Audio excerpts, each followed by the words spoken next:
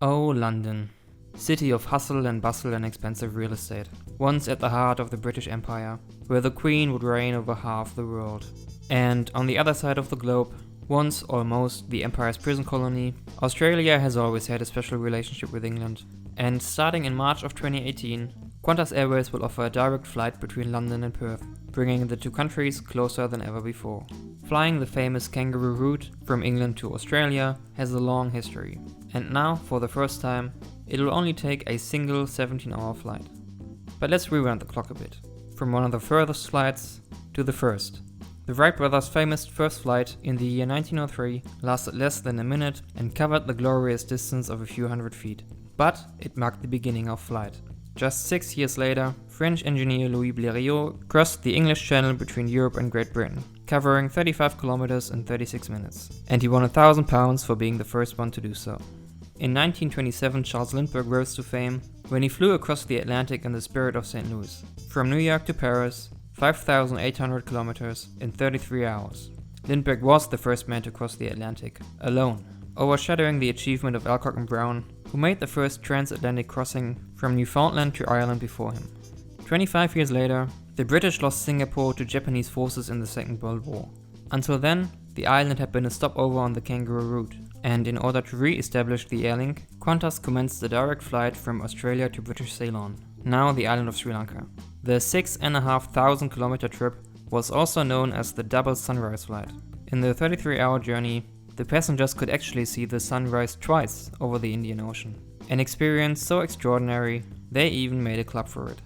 Every passenger became a member in the secret order of the Double Sunrise.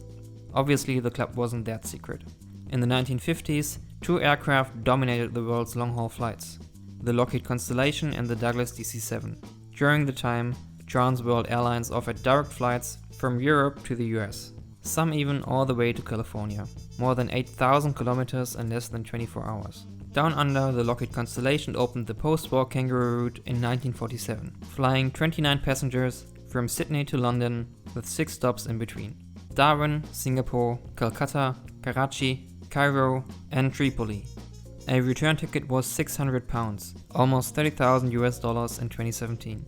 And up until the late 50s, the journey still took more than 60 hours. In the 60s, however, piston aircraft had to make room for the new queen of the skies, the Boeing 707.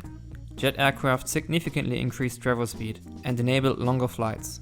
El Al offered a direct connection between Tel Aviv and New York City in under 10 hours. And in the late 60s, 707s flew more than 10,000 kilometers from Madrid to Buenos Aires, a flight lasting 12 hours. Meanwhile, a trip from Sydney to London now only took about 30 hours on a Qantas 707, with still a couple of stops in between. These records would stand until Boeing would usher the world in yet another new era, the introduction of the jumbo jet, the Boeing 747, the new queen of the skies. Pan Am set a new world record with a direct flight from Sydney to San Francisco, a staggering 12,000 kilometers. The kangaroo route could now be reduced, with only 2 stops remaining, Singapore and Bahrain. In the early 90s, the fall of the Soviet Union not only marked the end of the Cold War, but also opened up the formerly restricted Russian airspace. Before that, most commercial flights above the Soviet Union were flights to Moscow, while the Siberian airspace in the east was closed off completely. When looking at Russia on a map, this might not seem like a big deal, but since the Earth is not flat, the shortest route around is the Great Circle. A direct line between London and Tokyo might look like this on a map, but like this on a globe. And in 2004, Singapore Airlines offered a direct flight from New York to Singapore, over 15,000 kilometers in 18 hours, flying within 100 kilometers of the actual North Pole. The Great Recession put an end to ever-increasing records and led to a lot of long-haul flights being cancelled, until an entirely new generation of aircraft came along. With advances in technology and engineering, the Boeing 787 Dreamliner and later the Airbus A350 enabled airlines to take on routes that simply would not have been economically viable before. The combination of ultra-long range with efficiency and smaller cabins than an A380 or 747 allows them to operate flights where there is simply not enough demand for more than 400 passengers. Qantas makes use of this unique combination, which is why they will fly the Dreamliner on the 14,500 kilometer route from London to Perth. Today, this flight still requires a stop in Dubai. But in 2018, the kangaroo route will be the shortest it has ever been.